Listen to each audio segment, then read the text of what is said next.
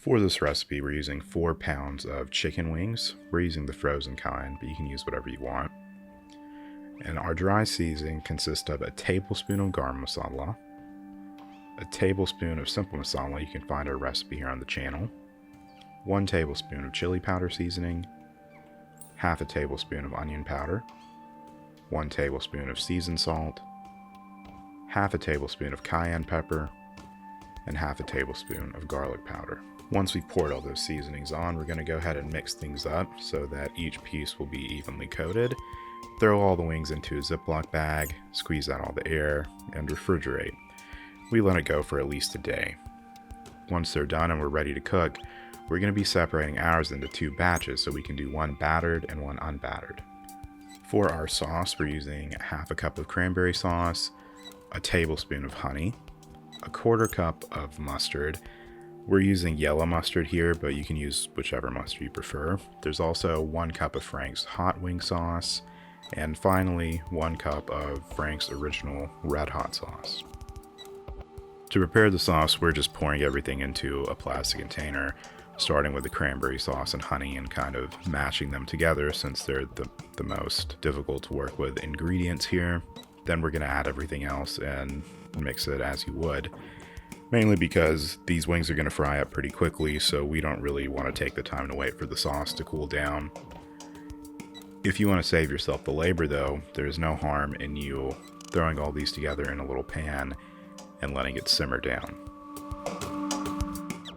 While we were mixing our sauce, we had our oil heating over medium-high heat, so that by the time we were done making the sauce, it was all ready for us to drop in our first batch of the unbattered wings.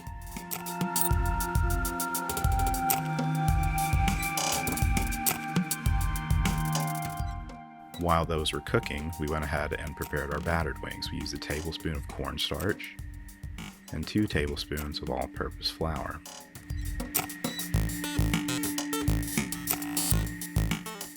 Now, if you want them a little extra bready and less crispy like we did, you can add a little more all-purpose flour. We added another tablespoon and coated each piece as evenly as possible. By the time we were done with that, our original batch of wings that we put in was ready to be removed.